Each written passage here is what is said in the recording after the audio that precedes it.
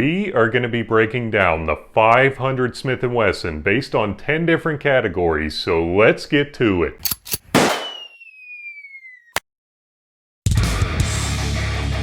Everybody loves options, especially when it comes to ammo, so let's figure out just how many the 500 Smith & Wesson has on Midway right now. Okay, where is the 500? There it is. Looks like there are currently 22 options. That places the 500 Smith & Wesson at a solid 4 out of 10 on the factory option score, which means that it's not necessarily the most popular cartridge out there. I mean, I don't know why. Who wouldn't want to shoot this thing all day? Wait a second. There we go. Honestly, I'm surprised that there's even that many factory load options. It's too late. Shit has already hit the fan and it's headed straight for the wall. No more hiding, you need to run. The only problem is you can only carry so much and you only set aside 10 pounds for ammo. So if you were to take a 500 Smith & Wesson Magnum, how many rounds of ammo would you be able to carry? If I'm being completely honest, it is really going to depend on the bullet weight that we're using in the 500 Smith & Wesson because it uses such a wide range of bullets ranging from 275 grains all the way on up to 700 grains. So that's a giant range of bullets, but I'm going to be using a 350 grain bullet because that seems to be just about the most common weight for the 500 Smith & Wesson. So how about we see how much this behemoth weighs? Looks like 582.3 grains. So if we plug this number into our calculators, let's figure out how many rounds we'd be able to carry. So there's 7,120.21 rounds. That places the 500 Smith & Wesson Magnum at a solid 4 out of 10 on my scale. But if the scenario was this bad and all I had was what I could carry on my back, I really don't think I'd be taking a 500 Smith & Wesson Magnum. I mean, that could just be me. I'll let you decide if you would want to carry one. The 500 Smith & Wesson. Wait a second, something doesn't seem right. There we go. Anyway, if we go on to Midway USA and see what their most economical 500 Smith & Wesson load is, we see that it is $2.10 a round. That's actually not as bad as I was thinking if I'm being honest, which places the 500 Smith & Wesson at an affordability score of 3 out of 10. But keep in mind, the next cheapest load out there would place it at a 2 out of 10, and then there are plenty of loads that would place it at a 1 out of 10. The only reason that I can think of that you're not going to foreclose on your house with owning one of these 500 Smith & Wessons is that they're not exactly the most fun cartridge to shoot all the time.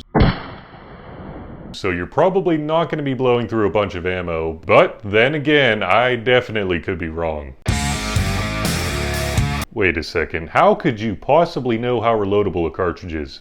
Well, I use two metrics. Number one being how many load recipes are currently on the Hodgdon website, and number two, how many different bullets are available in this diameter, at least on the Midway website. So if we go onto the Hodgdon website and hit the 500 Smith & Wesson, we see that it currently has 156 different load recipes. That barely places it at a 3 out of 5 on this section. Now the 500 Smith & Wesson is using .500 inch diameter bullets, so if we click this diameter on Midway, we see that it currently has 21 different options. That barely places it at a 2 out of 5 on this section, giving the 500 Smith & Wesson an overall score of 5 out of 10 on reloadability. If you are crazy enough to shoot the 500 Smith & Wesson all the time, then reloading is going to be your wallet's #1 friend, because depending on the load, you can save a ton of money.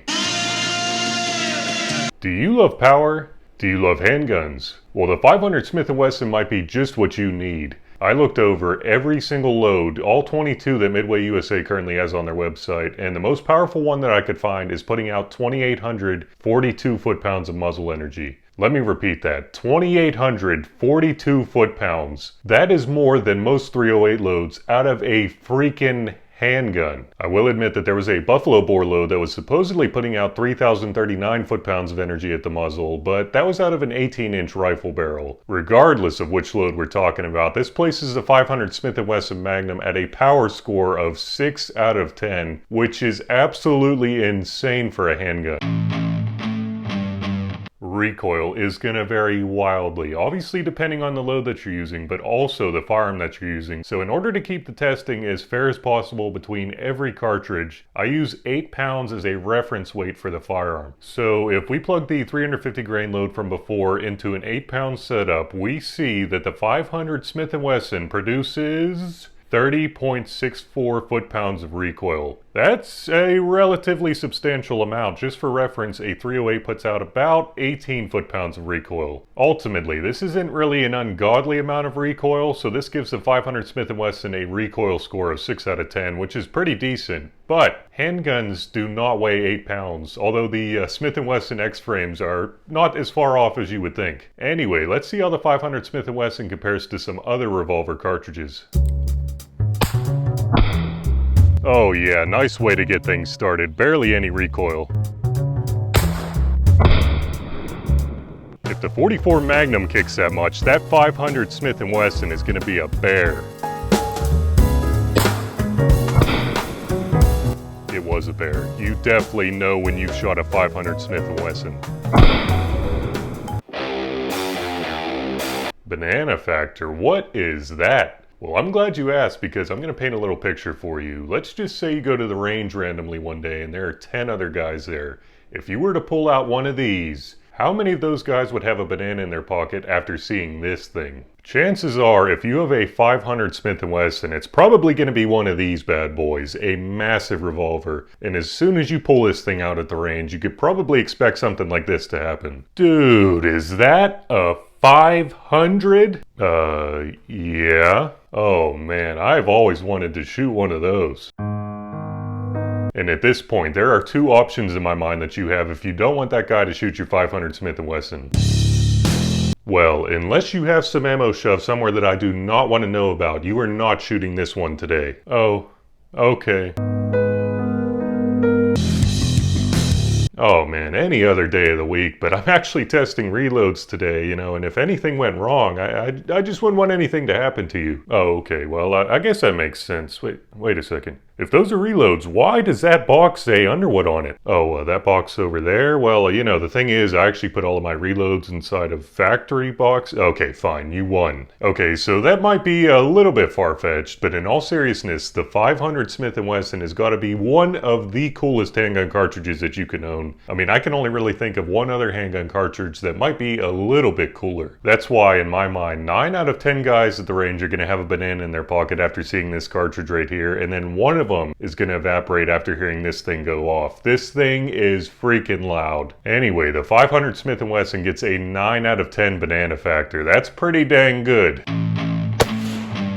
So I'm pretty sure the load with the longest range capabilities is going to be this 300 grain Hornady FTX, which has a ballistic coefficient of 0.2. Whew. Gotta love big bores. But if we plug these numbers into a ballistic app, we see that the 500 Smith & Wesson has a maximum supersonic range of about 300 yards. That gives the 500 Smith & Wesson a range score of 3 out of 10, which really is not the best, but we could probably expect that. Anyway, if you need a long-range cartridge, the 500 Smith & Wesson is not it. Let's pull out the ear of judgment to figure out just how suppressible the 500 Smith & Wesson is.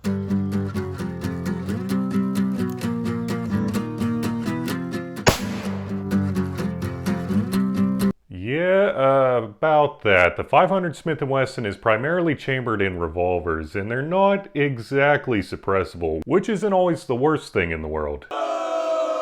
Hear me out. If you take one of these things to an indoor gun range, what you've essentially done is created a private range for yourself for the price of general admission. How, you may ask? 1 second, the range is overflowing with people. Then... wait, where'd everybody go?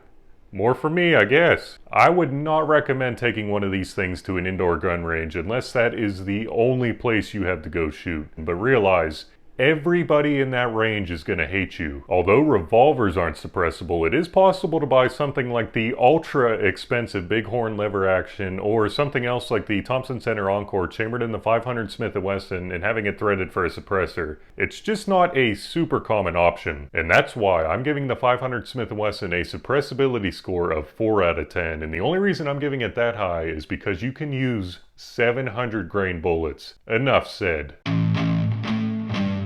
This can't be a banana ballistics breakdown without a steel penetration test, right? So let's see just how deep the 500 Smith & Wesson can go.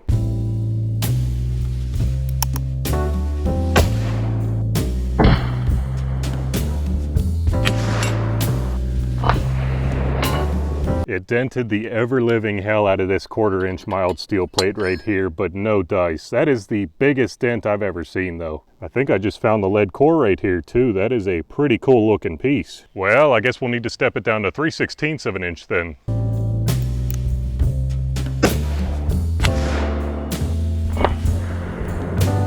Now that is what I'm talking about. Straight through 3/16 of an inch of mild steel. That's pretty impressive for a handgun. Okay, so 3/16 may not be the best in the grand scheme of things compared to other cartridges, but for a handgun, that is freaking insane. I want you to take a look at that hole right there. It absolutely clobbered its way through the 3/16 inch plate. That gives the 500 Smith & Wesson a steel score of 3 out of 10, which really isn't the best, but it's not too bad, like I said, for a handgun. Anyway, I want to show you that 1/4 inch steel plate real quick. Check it out. It imprinted the same pattern that's on the face of the bullet right here onto the steel. That is about the coolest thing that I've seen with this testing so far.